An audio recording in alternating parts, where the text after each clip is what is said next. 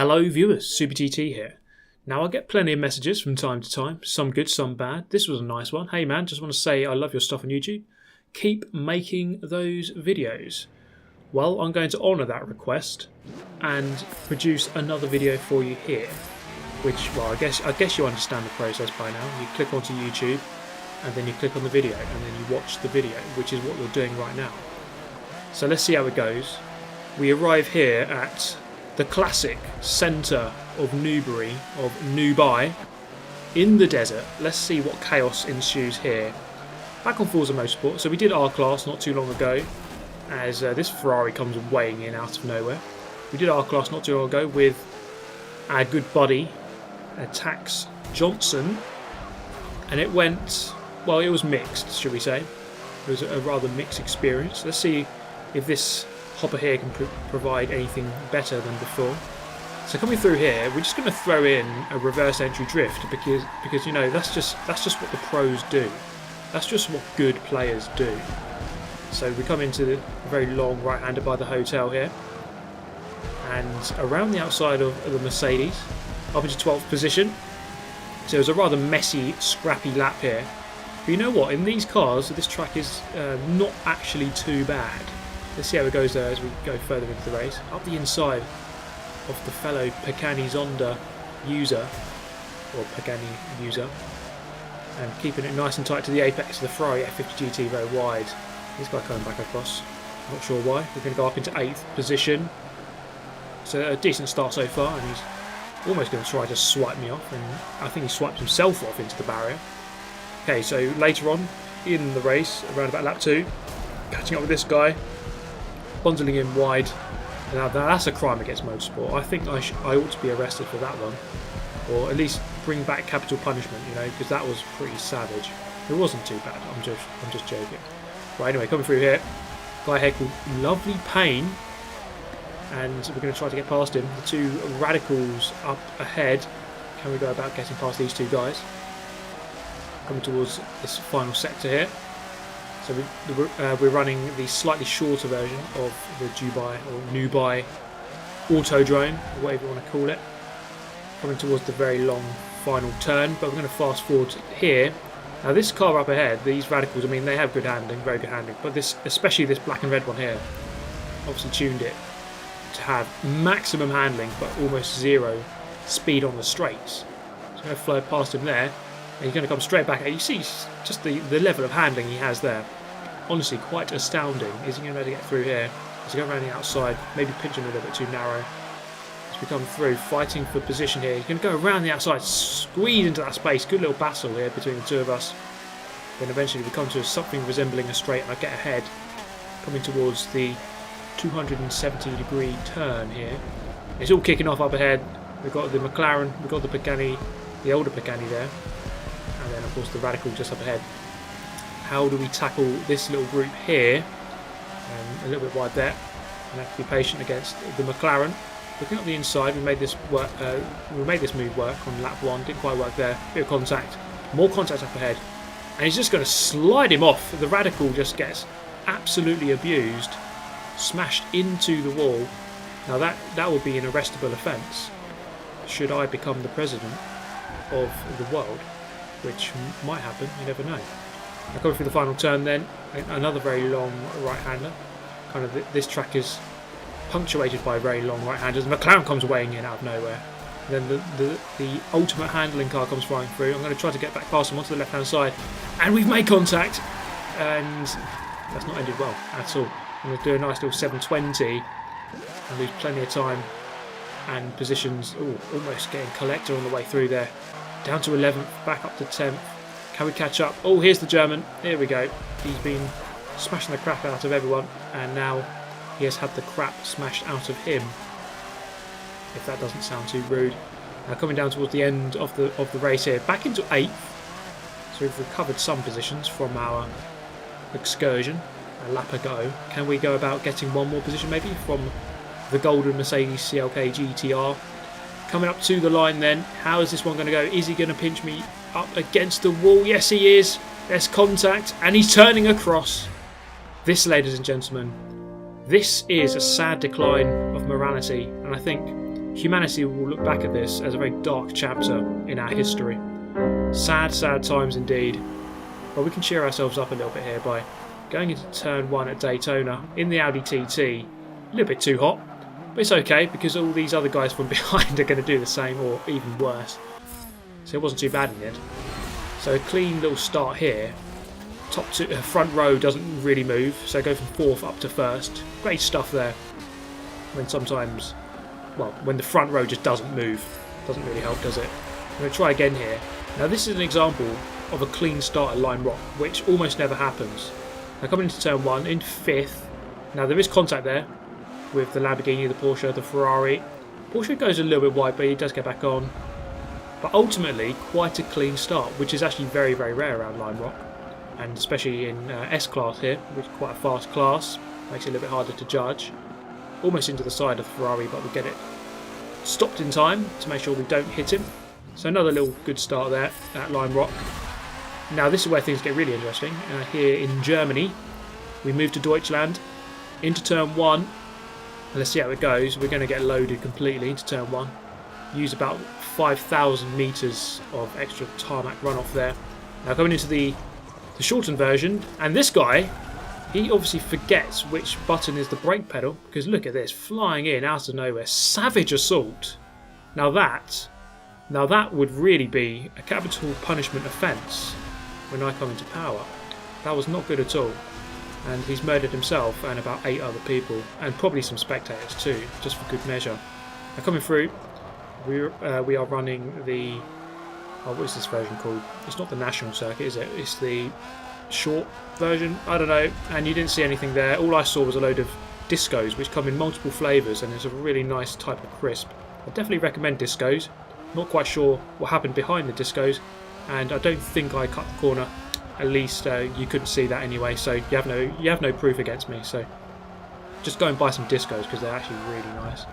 And yeah, cheese and onion discos. That's about as good as it gets in life.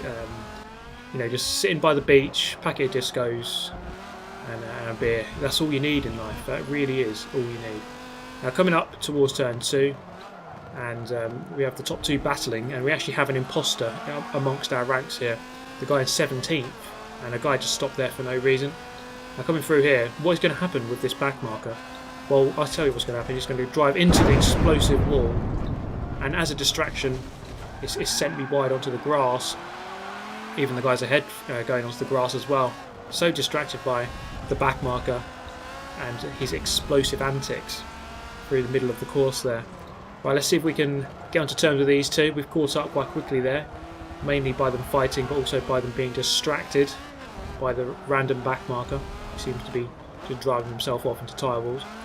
Now coming through the final little complex here at Hockenheim, onto the main straight. This Porsche up ahead, not too good for that final set, but look at the power. It just flies away.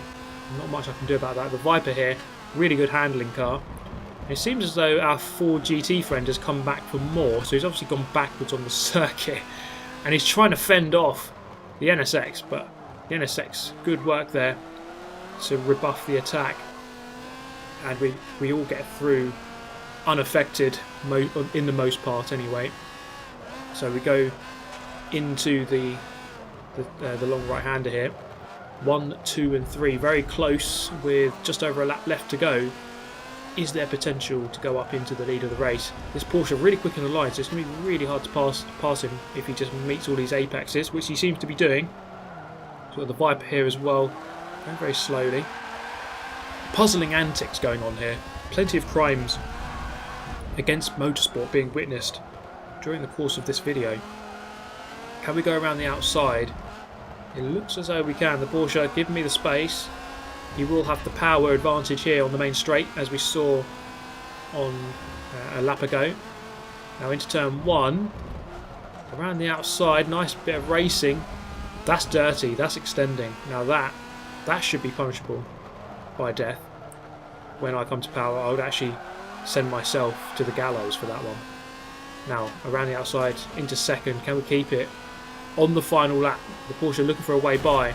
Bit of contact, but we ride the challenge. A little bit deep into this one. Our Ford GT friend is coming back, and this Viper going backwards as well. It's a weird club of backwards drivers. Full GT, he's just going to block him off.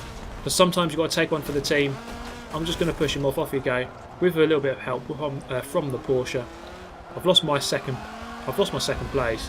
But sometimes you just have to take one for the team and do away with the rammers, you know.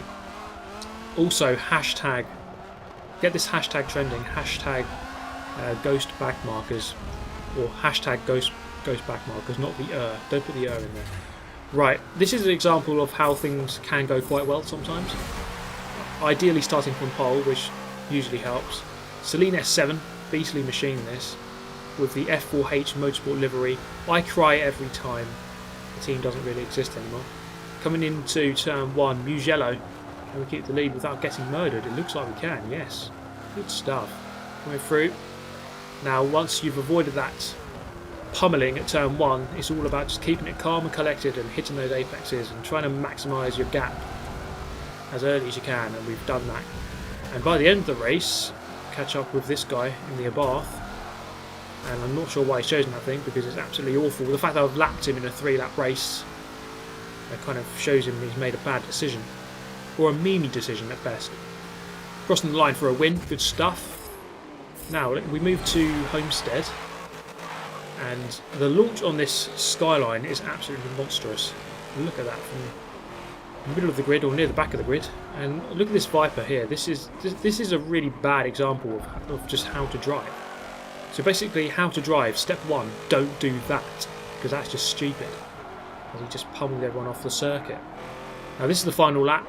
I got into third very quickly and stayed there for the most part until we actually got challenged by this Mustang. Now the skyline here is very good around some circuits. I don't think it quite had the speed around this one.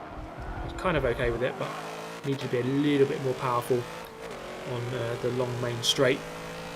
And the brakes aren't actually amazing either. So the Mustang gets ahead. Can I wrestle that position back? Not quite there. We have potential into the hairpin here. So Homestead's got plenty of good overtaking opportunities because it's got lots of hairpins and lots of sharp corners with long braking zones. So the Mustang goes defensive, moves to the left-hand side. I'm on the outside then. So it's not quite going to happen here. So the thing you've got to do is go for the cutback. So let the car rotate, come back to the left-hand side on the way out. There is contact, but I'm through. Back into third with just the oval corner left to go. So he's going to come back at me here, so I'm going to move to the left-hand side, go defensive, force him to the right-hand side, the outside, coming through the final turn. Are we going to witness another crime here? As the Viper in quite an interesting position.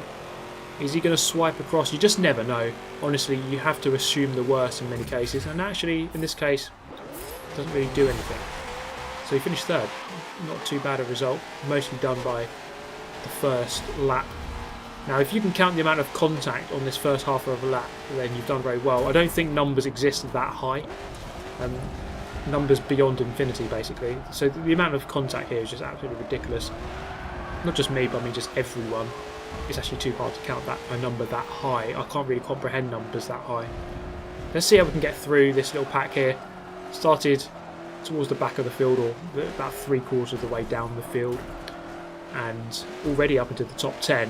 Courtesy really of just being careful, just try to avoid contact. But then the Mercedes come weighing in. I'm not having any of that.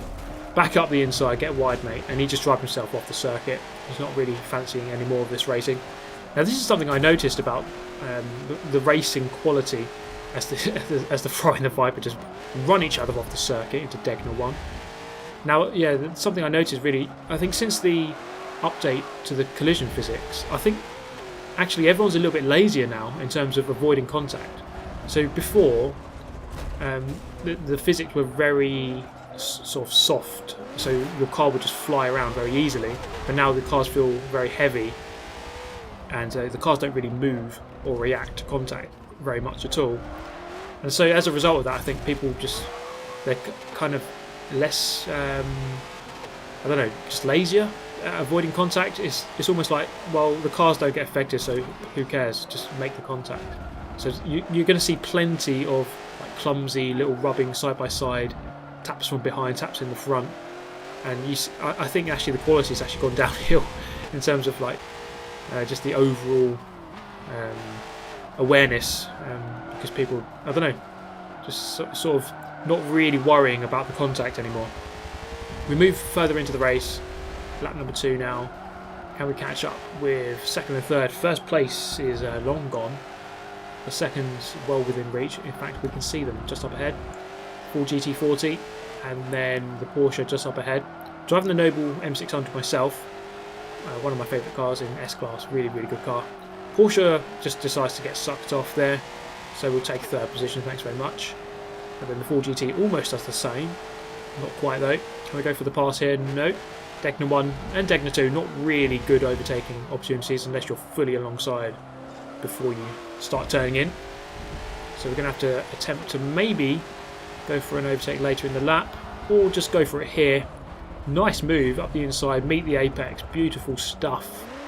M600 singing on those apexes up into second place. Coming through the chicane here, awkward little corner this. Really have to just pivot nicely as close as you can to that wall. Then accelerate away onto this back straight, and we get the job done nicely. You see how much of a gap I opened up there, and then this is the end of the race. Caught up slightly with the leader, but it would have taken maybe another 4 or 5 laps to really get the job fully done. So we're going to finish in second place ultimately, and that is going to bring a close to yet another fine Forza Motorsport 7 video. I hope you enjoyed it as always. And do let me know your thoughts down below in the comments section. If you're new to the channel, then let me know your thoughts on the video. And, well, everyone should let me know their thoughts on the video. But if you're new to the channel, then maybe consider subscribing. And if you did enjoy the video, then think about hitting the like button. That's all from me today. Thank you so much for watching. I shall see you next time. Goodbye.